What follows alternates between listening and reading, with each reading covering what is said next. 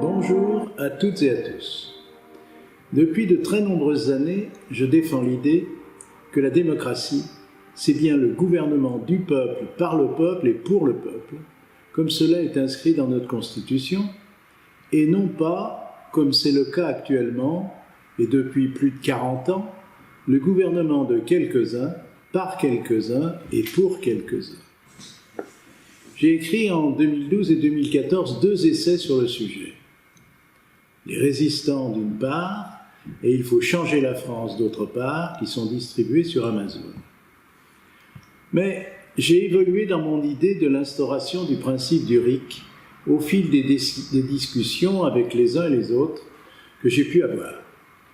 Sans attendre le grand débat national, et j'ai finalisé, dans la pétition que propose aujourd'hui l'association Tous citoyens responsables, le RIC pour tous, les adaptations françaises.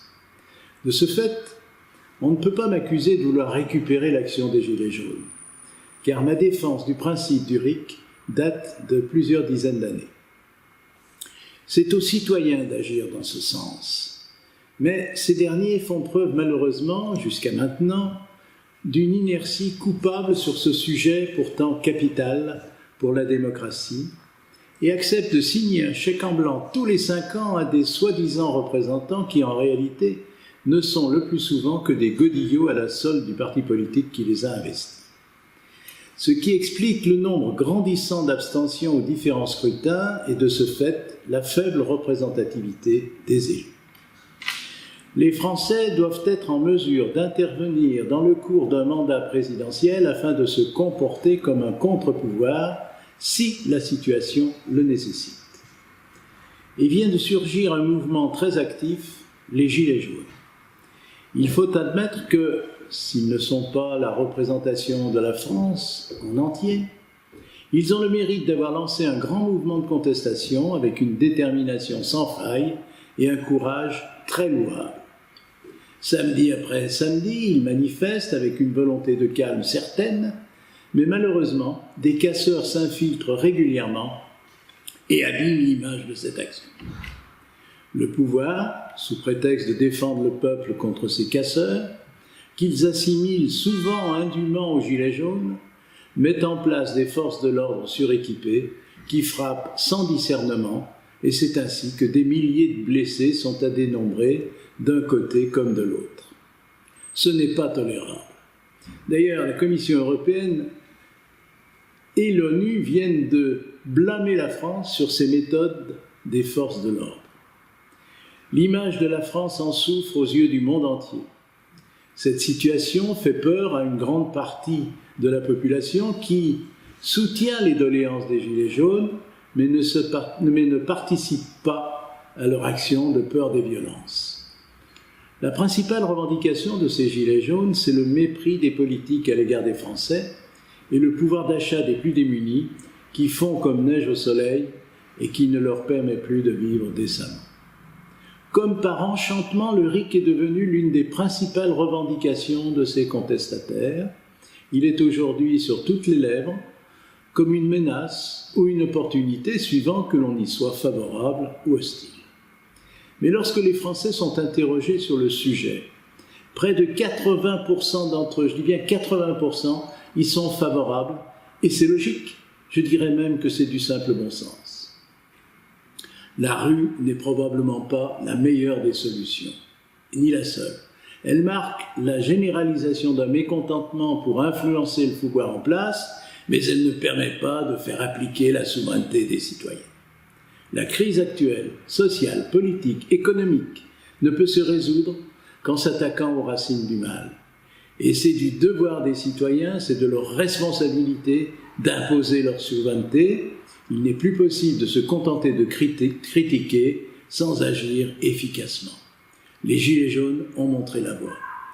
Bien sûr que l'homme reste un être humain, fait de chair et de sang. La vie réelle fait de lui un être de plus en plus lucide, pour qui l'intérêt de sa famille, de son groupe, domine son comportement.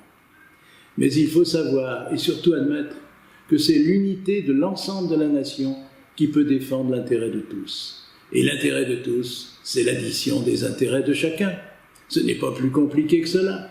C'est facile à comprendre. Encore faut-il admettre que ce n'est qu'en agissant que cela peut se construire.